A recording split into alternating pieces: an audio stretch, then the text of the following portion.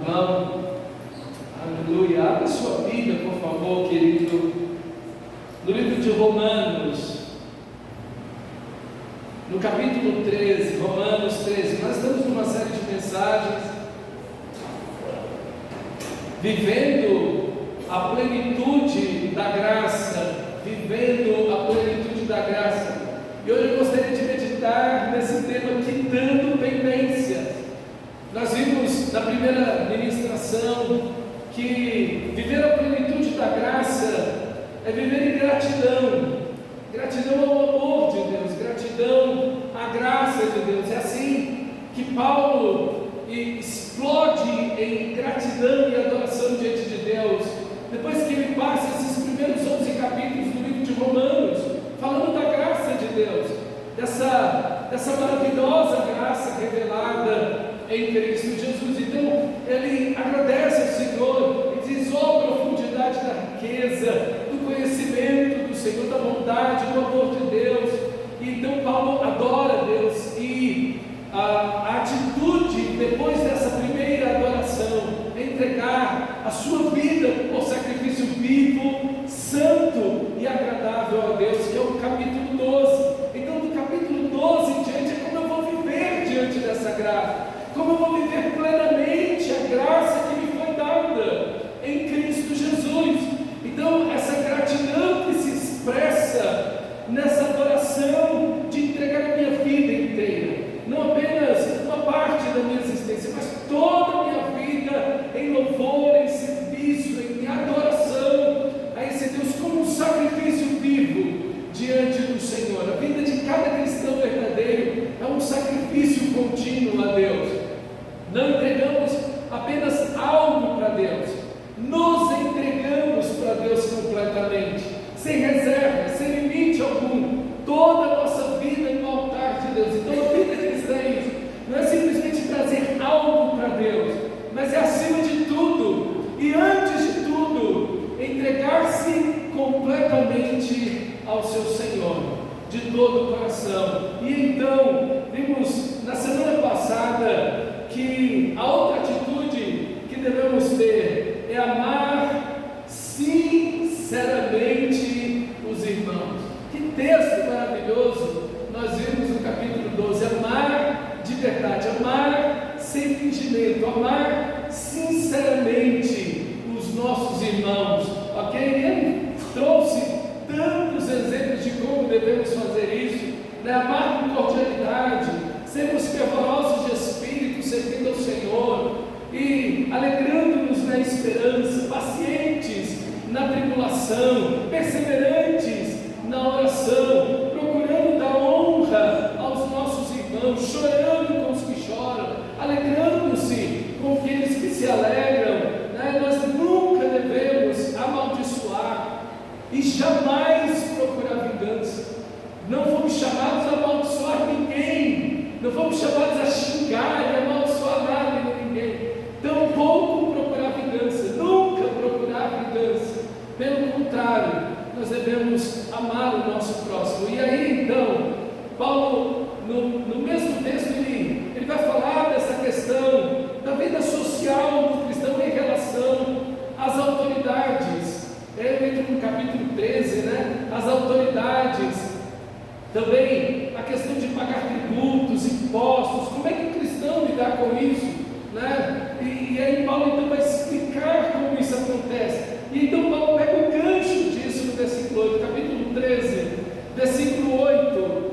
Aí então Paulo pega esse gancho dessa questão de não dever, né, de pagar tributos, impostos, e aí ele diz assim: não devam nada a ninguém, a não ser o amor de uns pelos outros, pois aquele que ama o seu próximo tem cumprido a lei. Pois estes mandamentos: não matarás, não adulterarás, não furtarás, não cobiçarás, e qualquer outro mandamento, todos se resumem neste preceito: amem o seu próximo como a si mesmo. O amor não pratica o mal contra o próximo. Portanto, o amor é o cumprimento da lei. Meus irmãos, a vida nunca será plena enquanto estivermos com pendências. E graças a Deus, porque em Cristo Jesus todas as nossas pendências foram perdoadas. Aqui nós temos no Evangelho a expressão máxima da graça de Deus. Paulo está falando que nós devemos pagar os impostos, os tributos, e então ele toma esse gancho para dizer: ok, a ninguém fiqueis devendo coisa alguma a não ser o amor com que vos ameis uns aos outros. Obviamente que o amor que Paulo está dizendo aqui não é o amor natural, não é o amor que qualquer pessoa tem, não é o amor, por exemplo, de uma mãe por um filho, de um pai por um filho, de um filho pelos pais ou pelos irmãos. Não é um amor entre o esposo para com a esposa. Não é esse amor que Paulo está falando aqui. O amor que Paulo está falando aqui é o amor de Deus. É o amor que vem do próprio Deus para o coração do cristão. É a mesma ideia do capítulo 12 que meditamos na semana passada. O amor seja sincero, seja verdadeiro. Esse amor é o amor de Deus. Porque o amor de Deus, Paulo vai dizer no capítulo 5, no versículo 5 do mesmo livro de Romanos, ele foi derramado em nossos corações pelo Espírito Santo. Deus não apenas nos manda fazer algo, mas Ele nos capacita a fazer. Ninguém tem esse amor de si mesmo. O fruto do Espírito é amor. Esse amor que se desabrocha, que se revela, que floresce como bondade, fidelidade, alegria, mansidão, domínio próprio, temperança. Esse amor que se revela nessas qualidades maravilhosas. Mas esse amor é do Espírito, esse fruto é do Espírito, não é nosso. Nós produzimos as obras da carne. Você não precisa ensinar uma criança a produzir as obras da carne: a ira, a gritaria, xingar, bater, ter inveja. Nada disso você não precisa ensinar. Isso está na natureza caída do ser humano. Mas o fruto do Espírito, esse amor, quem produz em nós é o Espírito. Então aquilo que a palavra de Deus nos chama a fazer é humanamente impossível. Mas Deus nos deu o seu Espírito para que possamos viver como Cristo. Por isso que Paulo em Romanos, no capítulo 8, no versículo 1, ele vai dizer que nós cristãos estamos debaixo de outro poder, de outro princípio, de outra lei, que é a lei do Espírito. É o poder do Espírito que nos capacita a viver como Cristo e para Cristo, ser guiado pelo Espírito, ser cheio do Espírito, ser cheio desse amor maravilhoso de Deus. Esse é um chamado de Deus, e em base a essa capacitação que Deus nos dá por causa do seu sangue, da sua morte na cruz, nós somos chamados, ordenados a amar como Cristo Jesus. Então esse amor aqui que o texto está falando não é um amor natural que qualquer ser humano tem, mas é o amor de Deus por nós. Esse amor que bebemos, que nos alimentamos, que é derramado em nossos corações, nós transmitimos às pessoas, nós transmitimos à nossa família, nós transmitimos aos irmãos, nós transmitimos à comunidade. É isso o que Deus quer que façamos. Deus é amor. E se o Espírito de Deus está nos transformando à imagem de Cristo, nós estamos sendo transformados à imagem do próprio amor, do próprio Cristo. Então, meus irmãos, imagina que coisa bendita e maravilhosa é quando um monte de cristãos sai na comunidade, vivendo a vida cristã, vivendo a vida de Cristo, vivendo em amor, a ponto de Paulo dizer aos Coríntios: todos os vossos atos sejam feitos com amor. Todos os vossos, não quase todos, não a maioria, mas todos os vossos atos sejam feitos com amor. Que desafio para mim, para você. Que alvo tão maravilhoso, tão elevado, sim, mas tão pleno, tão bonito. É aquilo que Deus tem para mim, para você, para nós como igreja. E esse texto está dizendo e me chamando justamente a esse amor. Mas não é um amor que você ouve nessas músicas de sofrência por aí. Primeiro, são músicas ridículas, né? Às vezes a gente vai na farmácia comprar alguma coisa, ou no mercado, você infelizmente está subjugado, forçado a ouvir partes dessas músicas horríveis, e elas sempre falam de alguém que diz que ama o outro, mas essa pessoa que ama maltrata, trai, vai embora, vira as costas, está com o outro, está com a outra. Que miséria de vida é essa? Que vida mais infeliz é essa dessas pessoas? E elas acham que isso é amor. Não, irmão. Amor é o que a Bíblia diz. O amor não xinga, ele não humilha, ele não usa de violência, ele não abandona, ele não trai. O amor não é imoral. O amor não é imoral. O amor é sempre aos pés da santidade. Porque o mesmo Deus que amor é o mesmo Deus 3 vezes santo. No amor de Deus não existe imoralidade. No amor de Deus não existe esses elementos. Por isso que Paulo em 1 Coríntios, capítulo 13, ele vai descrever o amor. A partir ali, do versículo 4, ele traz algumas características do amor. O amor é paciente, ele é resiliente, ele é sofredor, ele passa por tribulações, ele não desiste no meio das lutas, ele é paciente, ele é bondoso, ele sempre vai buscar o bem do outro, nunca o mal do outro. E às vezes o ser humano caído, ele acha que fazendo certas coisas erradas para com o outro, ele acha que está fazendo bem para outra pessoa. Não. Tem aquele programa Os Quilos Mortais, né? E ali a gente tem algumas pessoas que são obesos mórbidos. Essas pessoas são obesos mórbidos porque tem alguém, como o Dr. Nau sempre diz, né? Tem alguém que alimenta essa situação. Ah, não, mas eu amo o meu filho, a minha esposa, o meu esposo, enfim, eu amo essa pessoa. E não diz, se você amar essa pessoa, você não fazia isso que você está fazendo, dando esse tipo de comida para essa pessoa. Você diria não para essa pessoa. Então muitas vezes as pessoas invertem esse amor caído que há na nossa sociedade. As pessoas acham que amor é isso, mas não. Amor não é simplesmente você fazer tudo que o outro quer, ou aquilo que vai produzir um dano na vida do outro. Não. O amor é bondoso, não inveja.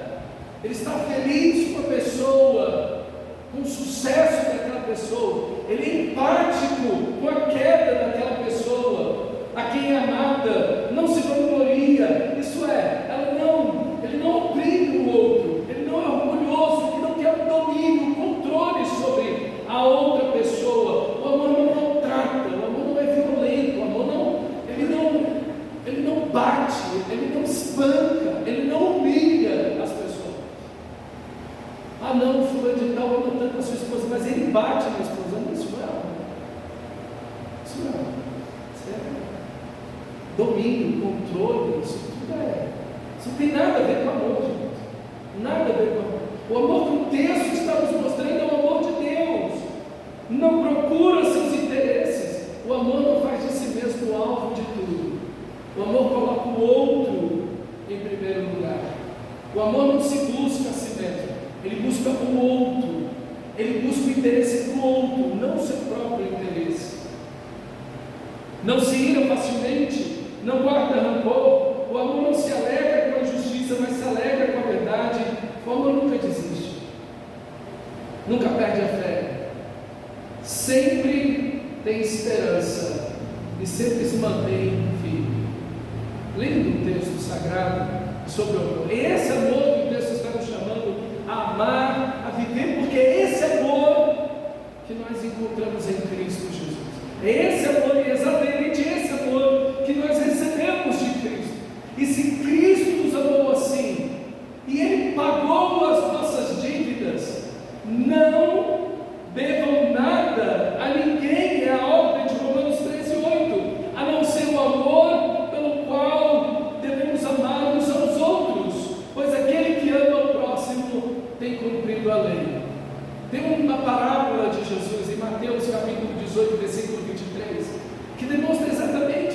esperem aqui. Um rei, ele vai tomar conta, vai cobrar os seus devedores. Deixou um servo dele, para quem ele deu 10 mil talentos. Um talento são 45 quilos de ouro. Ele deu 10 mil talentos, são 450 mil quilos de ouro. Um negócio assim impressionante. Jesus extrapola o número 10 mil talentos para mostrar a bondade de Deus, a graça de Deus, a generosidade de Deus, que te deu a vida, que te abençoou, enfim, que te deu tudo.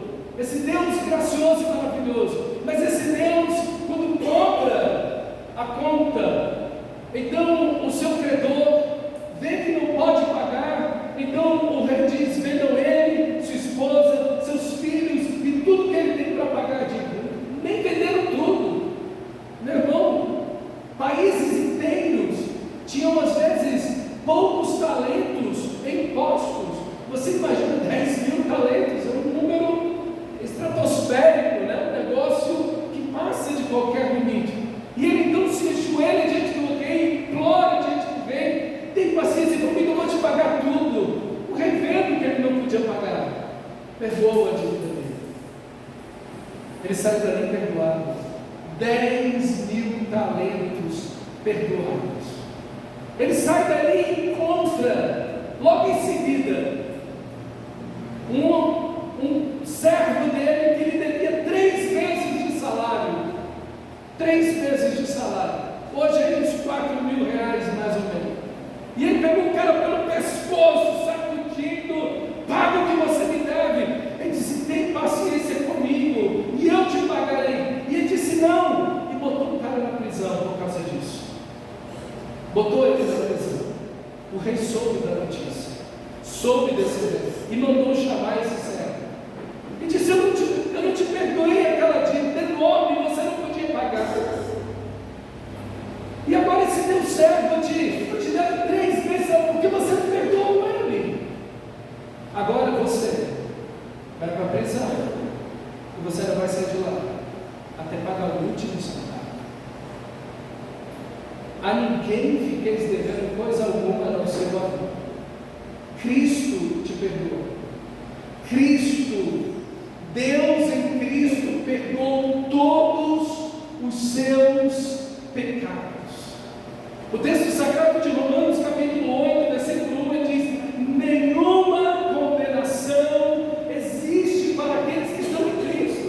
Cristo naquela cruz pagou tudo, 100% de toda a nossa dívida eterna, impagável, insuportável para nós. Cristo pagou. Cristo na cruz perdoou todos os nossos pecados. Cristo na cruz venceu toda a nossa culpa. Quem tentará acusação contra os eleitos de Deus?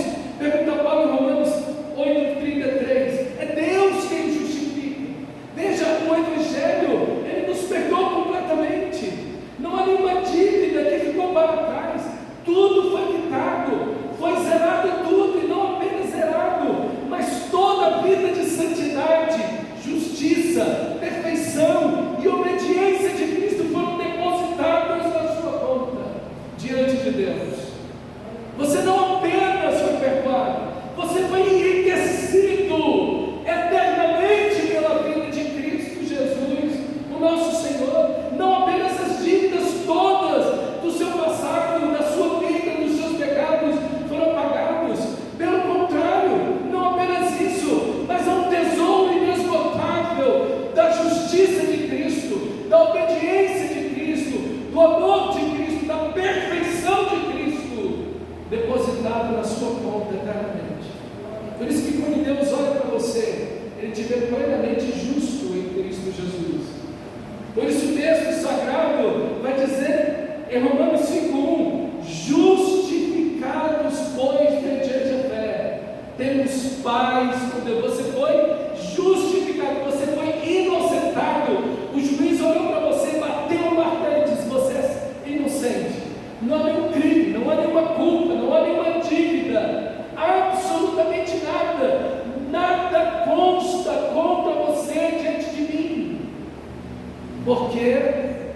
Porque o sacrifício perfeito de Cristo Jesus O Evangelho que te perdoa plenamente. O Evangelho que quita todas as suas dívidas. Agora chama você a não ter dívidas. Vamos para o nosso texto? Vamos para o nosso texto? Olha aí, o versículo 7. Capítulo 13, versículo 7. A quem respeito, respeito. A quem honro, perdão. Pagai a todos o que lhes é devido. A quem tributo, tributo. A quem imposto, imposto. A quem respeito, respeito. A quem honra, honra. Não devam nada a ninguém, a não ser o amor, porque vos ameis uns aos outros. Se o Evangelho quita todas as nossas dívidas, agora o Evangelho nos chama a quitarmos todas as nossas dívidas sociais. Se as nossas dívidas celestiais foram pagas, agora é hora de pagarmos as nossas dívidas sociais. Então o cristão, ele não pode dever. O Evangelho que te perdoou não é um Evangelho que te autoriza a não pagar os seus impostos, tributos, honra, respeito, ok? O Evangelho nos leva a isso. É muito prático, ok? É muito prático. O cristão deve dar um bom testemunho aqui. O Evangelho não nos autoriza, Deus não nos autoriza a fazer dívidas, ok? Nós só podemos dar o passo do tamanho da nossa perna. Nós não podemos gastar o que não temos. O Evangelho nos chama a isso, ok? E o Evangelho nos chama da honra, respeito, pagar tributos, impostos. Nós não nos conformamos com este século, capítulo 12, mas nós não fazemos revoltas sociais, é diferente. Nós cristãos devemos pagar as nossas contas em dia. O nosso nome não pode estar no SPC, no Serasa, pendurado, ok? Não pode, porque a Bíblia diz que você não pode fazer isso, irmãos, exceto por uma doença, olha, um acidente, uma coisa totalmente inesperada aconteceu. Então aí, de verdade, não tem o que se fazer. Então a pessoa precisa lançar mão de alguns recursos que não tem, aí é outra coisa. Mas do contrário, nós precisamos ter a nossa vida, e isso é ser muito espiritual. Isso é ser muito espiritual, ok?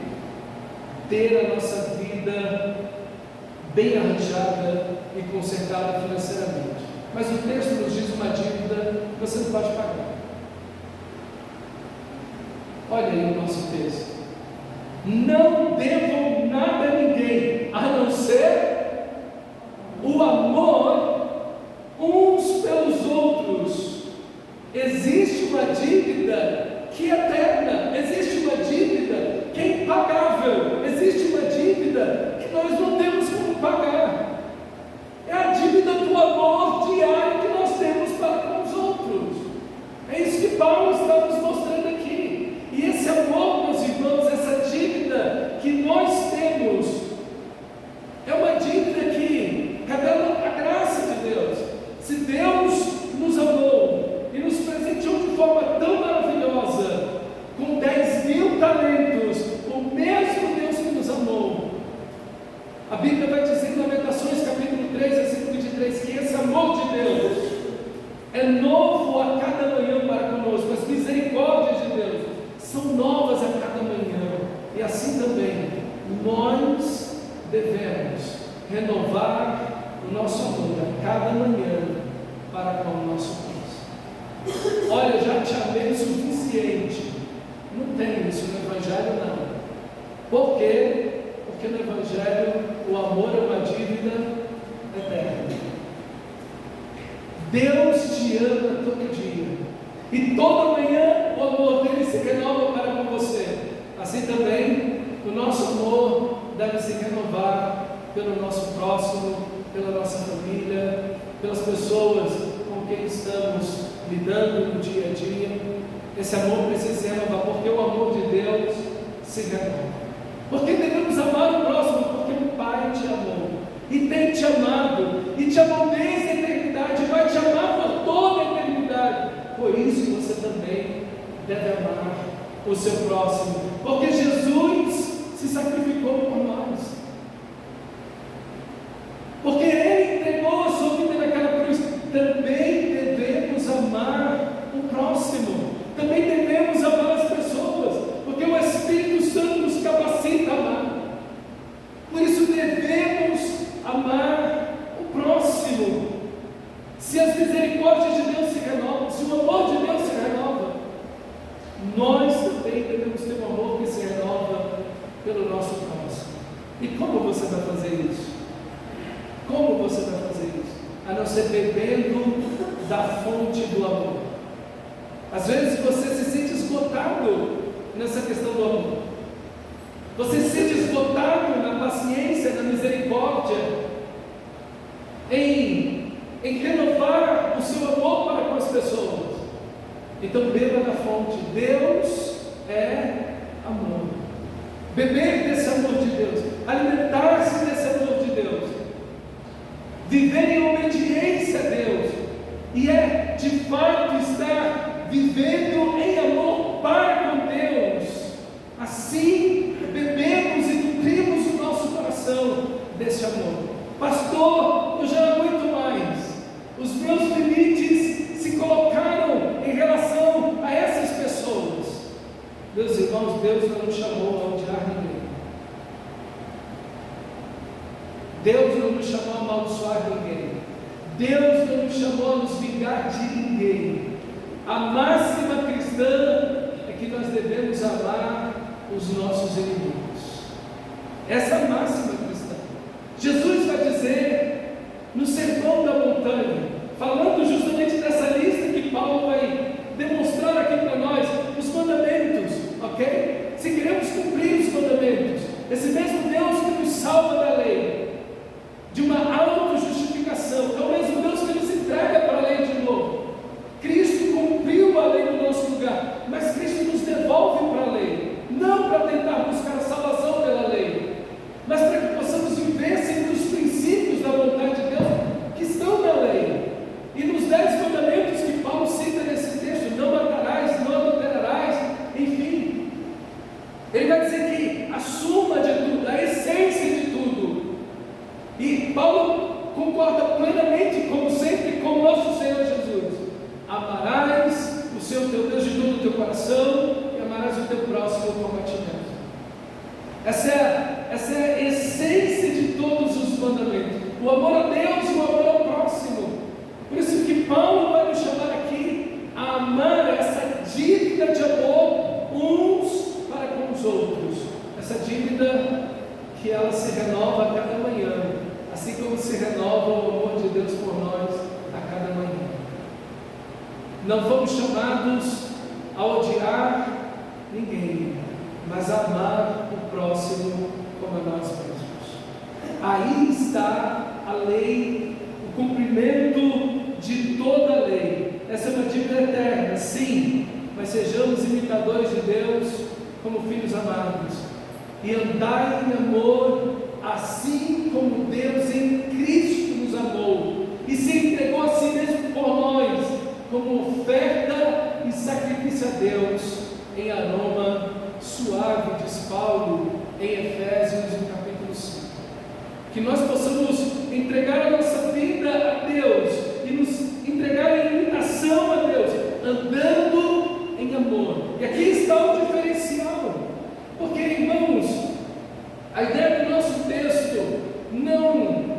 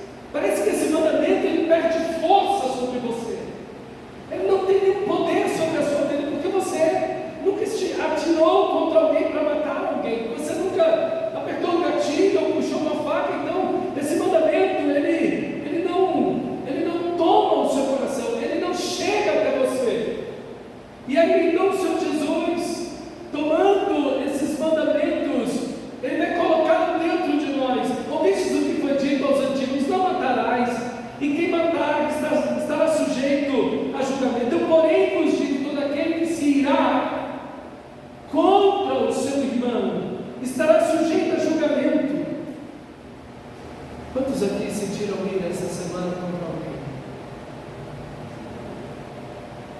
Está vendo como esse mandamento agora chegou perto de você? Está vendo como esse mandamento agora ele se torna real para você? Veja que Deus, quando Ele olha a intenção do coração, Ele não olha apenas a atitude, o pecado não é apenas o ato, mas é primeiro o sentimento, é a ira no coração. Então você já está sujeito ao julgamento, e quem proferir insulto contra o seu irmão, xingar o seu irmão, esse estará sujeito ao julgamento do tribunal. É um tribunal que de 70 anciãos que tinham, era um outro tribunal um pouco mais pesado, e quem chamar o irmão de tolo estará sujeito ao inferno de fogo. Amém? Quem xinga estará sujeito ao inferno de fogo. Você está lendo isso na sua Bíblia? Olha aí direitinho. Quem disse isso? Foi o pastor Glauco. Quem disse isso? Agora esse mandamento chegou para você. Como é que Deus vê o homicídio? Ele vê o homicídio na ira, Deus vê o homicídio no xingamento, na atitude do desprezo, da raiva, e tudo isso está em nossos corações. Por isso Jesus vai dizer: se pois ao trazeres a tua oferta ao altar, e ali te lembrares que teu irmão tem alguma coisa contra ti, deixa perante o altar a tua oferta. Vai primeiro, reconcilia-te com teu irmão, e então, voltando, faze a tua oferta. Que coisa, irmão! Amarás o teu próximo como a ti mesmo. Veja, quando nós olhamos aqui socialmente, nós nos vemos bem, né? Mas quando Deus olha para dentro dos nossos corações, Ele vai ver de fato que os sentimentos, as motivações do nosso coração são de ódio contra o nosso irmão. E Deus não quer isso dentro de você. Deus não está preocupado, o Evangelho não está preocupado com uma roupagem externa. Deus está olhando para dentro do meio do seu coração. Isso é que interessa para Deus. Em primeiro lugar, o que interessa para Deus é como está o nosso coração. O Evangelho não é uma maquiagem, não é uma roupagem, uma fantasia que a gente veste. Deus está olhando para dentro do nosso coração, e Ele quer saber se tem aí dentro do seu coração raiva, ira, rancor, mágoa, ressentimento, xingamento no seu coração em relação a qualquer pessoa. E eu quero dizer para você que Ele não quer isso para você. Ele não quer isso para dentro do seu coração. Ele quer que você ame o seu coração. Ele não quer essa dívida. Você nunca vai viver plenamente a graça de Deus se quando você encontrar um servo, você agarrar ele no pescoço, porque ele tem uma dívida com você, e você colocar essa pessoa na prisão do seu coração, da sua alma, e ficar odiando essa pessoa, sendo que Deus te perdoou uma dívida impagável. E esse texto de Mateus capítulo 18, ele termina dizendo assim: indignando-se o seu senhor, o rei, o entregou aos verdugos até que lhe pagasse toda a dívida. Assim também meu Pai Celestial fará, se do íntimo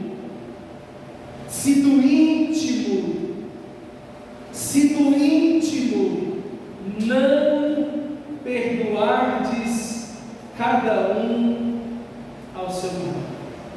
O perdão que o cristão entrega, as dívidas que o cristão quita, tem como padrão referencial o perdão e o amor de Deus por você. Porque você pecou contra Deus, seu irmão pecou contra Deus. A dívida que eu tenho com Deus é infinitamente maior do que a dívida que qualquer pessoa pode ter contra mim. Então por isso eu preciso perdoar. Entende isso, meu irmão? Entende que a graça de Deus, e esse é o ponto de viver plenamente a graça de Deus. Nunca viveremos plenamente a graça de Deus se não quitarmos dívidas do nosso coração, se não quitarmos dívidas do passado, se ficarmos arrastando mágoas, rancores, ódios, iras no nosso coração. Jamais estaremos em paz, jamais entenderemos o amor de Deus, jamais viveremos o perdão e a misericórdia de Deus se vivermos assim. Uma vez experimentado o amor de Deus, uma vez entendendo que nenhuma condenação existe para aqueles que estão em Cristo, por causa do grande amor de Deus por nós, por causa do sangue de Jesus derramado naquela cruz. Como não poderemos perdoar as pessoas? Como vamos ficar guardando isso em nosso coração? É o que o texto nos chama. A ninguém fiqueis devendo coisa alguma, a não ser o amor.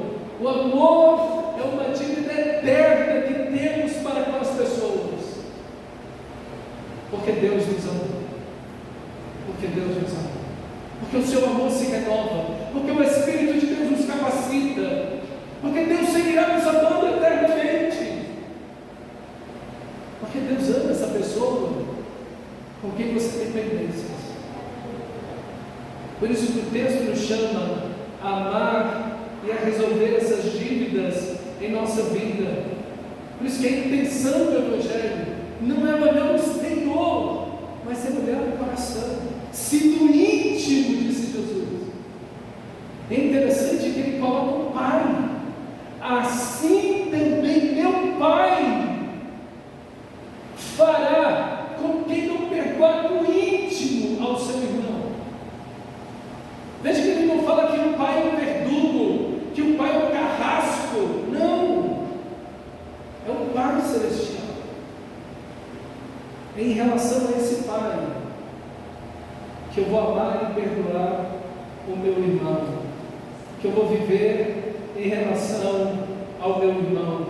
Versículo 9: pois estes mandamentos: não matarás, não adulterarás, não furtarás, não cobiçarás. Os 10 mandamentos são assim. Eles vêm de fora para dentro. Eles vêm do ato de matar a cobiça do coração. Ele termina dizendo: não cobiçarás a mulher do próximo, a casa do próximo, o boi do próximo, nada do próximo. Veja, Deus sempre, no Antigo e no Novo Testamento, está interessado no coração do homem, nunca numa religiosidade vazia, nunca numa aparência, transformação do coração. Dar-vos-ei um novo coração, tirarei o coração de pedra, darei um coração de carne, e fareis com que vivais, diz o Senhor. O Evangelho é a mudança de quem somos, é a mudança da nossa essência, do nosso caráter, do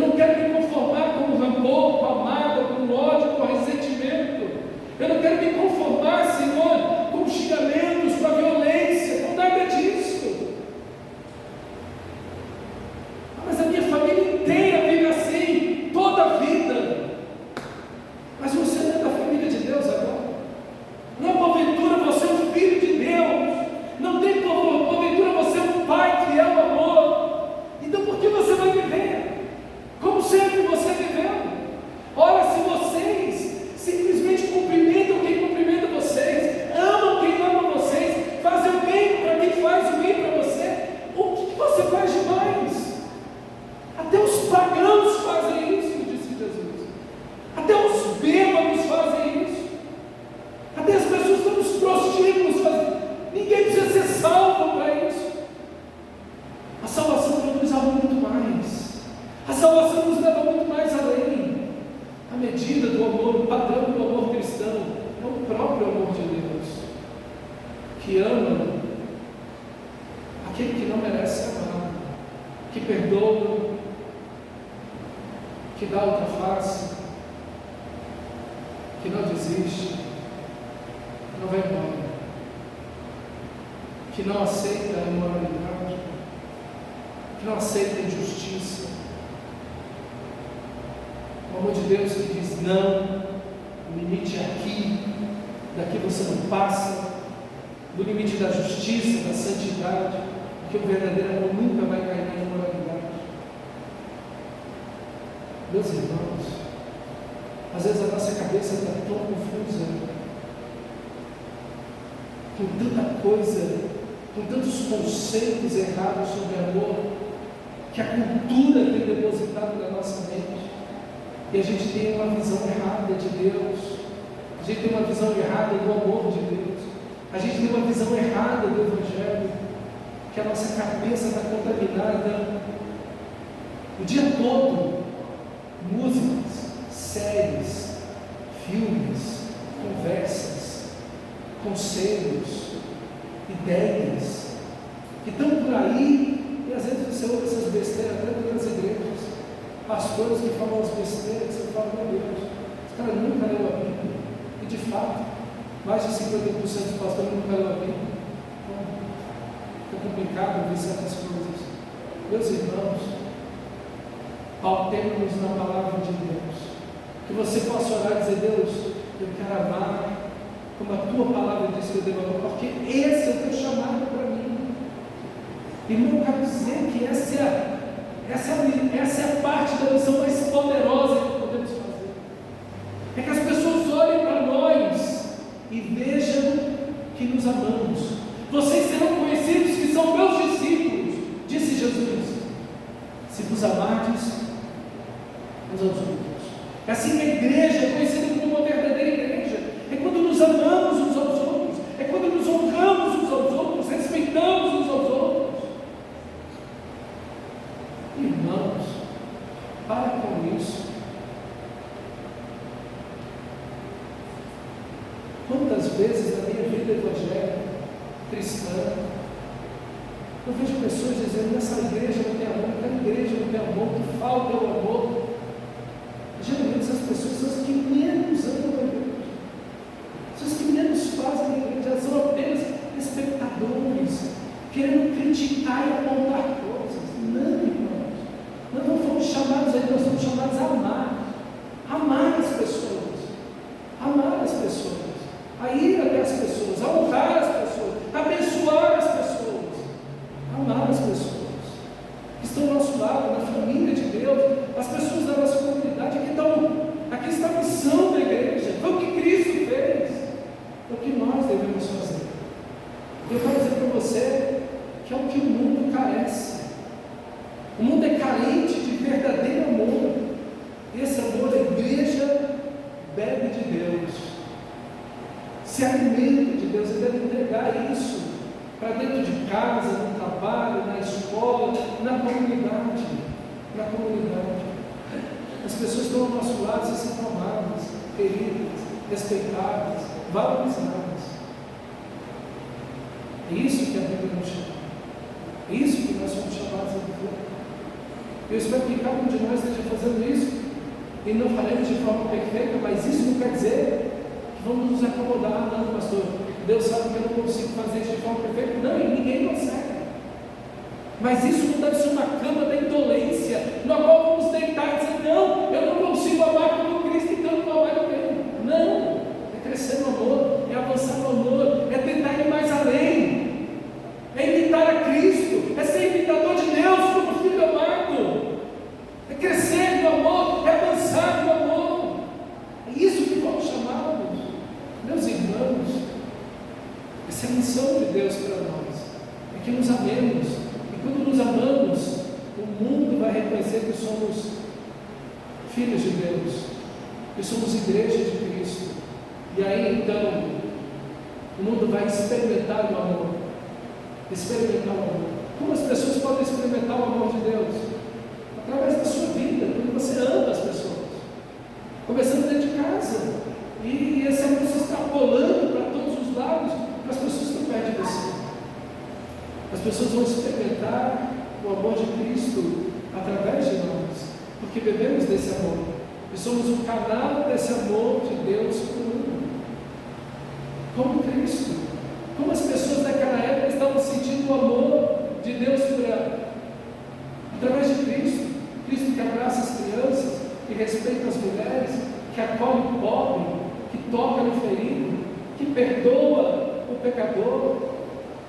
É Cristo que está ali, o amor de Deus está ali, e Ele é amor, e Ele está amando, e nós somos esse canal do amor de Deus fluindo na vida das pessoas. Fluindo na vida das pessoas. De maneira como você está lidando com as pessoas. Isso demonstra o amor de Deus por elas. Ame o seu próximo como a si mesmo. O amor não pratica o mal contra o próximo. Portanto, o amor é o cumprimento da lei. O amor não pratica o mal contra o próximo. Sonde suas motivações. O que você vai dizer? Qual é a motivação? É o mal ou é o bem? Você sabe uma das coisas mais difíceis? É a gente ser sincero com a gente mesmo. Sabe uma coisa difícil? É quando eu tenho que admitir para mim mesmo que a minha intenção é boa.